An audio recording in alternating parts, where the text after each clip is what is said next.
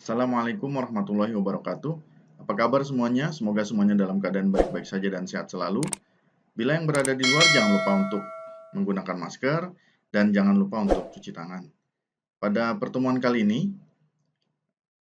saya akan membahas mengenai bab 4, hasil dan pembahasan, di mana isi dari bab 4, hasil dan pembahasan, yaitu berupa tinjauan organisasi, analisis masalah sistem yang berjalan, dan analisis kebutuhan sistem usulan. Sebenarnya masih banyak yang akan dibahas, yang mungkin nanti pembahasannya pada pertemuan-pertemuan berikutnya. Yang kemudian untuk pertemuan kali ini khusus kita akan membahas 3 bahasan ini, yaitu tinjauan organisasi, analisis masalah sistem yang berjalan, dan analisis kebutuhan sistem usulan. Dimulai dari tinjauan organisasi, di mana kita diminta untuk menjelaskan mengenai sejarah dari tempat riset yang kita lakukan. Berikutnya, pada bagian tinjauan organisasi, setelah kita menjelaskan sejarah, kita diminta juga untuk menjelaskan tentang visi misi yang ada pada tempat riset yang kita lakukan. Kemudian, setelah visi misi, kita juga diminta untuk menjelaskan struktur organisasi, yaitu berupa gambar dari struktur organisasi tempat riset yang kita lakukan. Kemudian, dari masing-masing bagian yang ada di struktur organisasi, kita juga diminta untuk menjelaskan tugas dan wewenang dari masing-masing bagian yang ada pada struktur organisasi.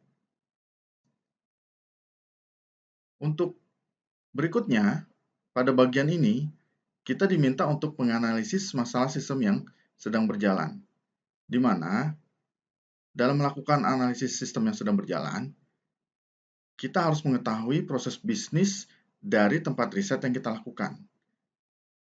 Kemudian, kita terlebih dahulu menganalisis data-data atau dokumen-dokumen aliran-aliran bisnis yang ada di perusahaan tersebut, yaitu tempat riset yang kita lakukan. Setelah kita mendapatkan data dan dokumen-dokumen dari hasil tanya jawab, wawancara, berdasarkan proses bisnis yang ada, yang sedang berjalan di tempat riset yang kita lakukan, kita coba untuk menggambarkan, yaitu menggambarkan menggunakan activity diagram.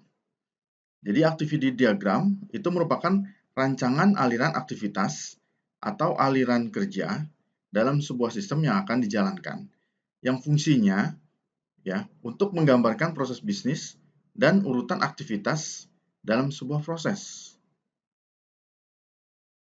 Semua yang ada pada proses bisnis tempat riset yang kita lakukan, kita coba untuk menggambarkan dengan activity diagram. Berikutnya, pada bagian ini adalah analisis kebutuhan sistem usulan. Jadi, pada halaman ini atau bagian ini, kita mencoba untuk menganalisa sistem yang sedang berjalan tadi, kemudian kita coba analisa berdasarkan kebutuhan-kebutuhan dari tempat riset yang kita lakukan.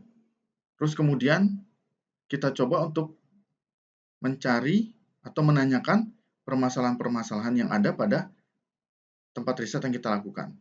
Setelah kita mengetahui kebutuhan dan masalah-masalah pada tempat riset yang kita lakukan, kita coba untuk membuat usulan-usulan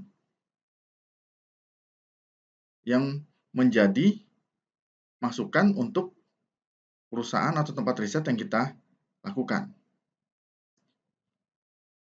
Dan itulah adalah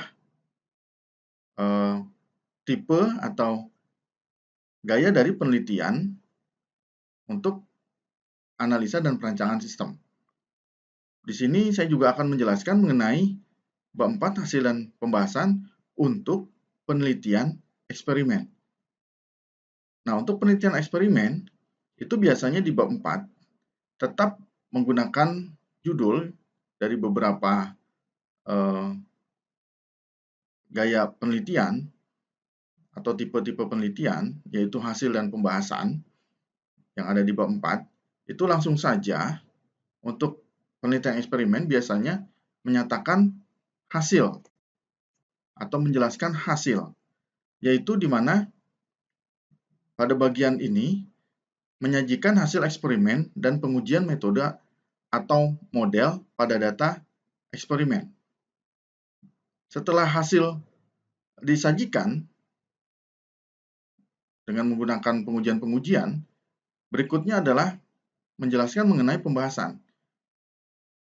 Nah, pada bagian ini, itu dilakukan analisis dan pembahasan secara lengkap dan menyeluruh dari hasil eksperimen yang dilakukan. Kemudian, selain melakukan analisis dari hasil eksperimen secara menyeluruh, juga dilakukan evaluasi dan validasi hasil pengujian. Nah, ini adalah contoh tabel hasil kompilasi eksperimen. Perbandingan dua metode yang hanya menggunakan NN atau neural network dan gabungan antara neural network dan PCA. Kedua metode ini itu dibandingkan, terus kemudian disajikan hasil-hasil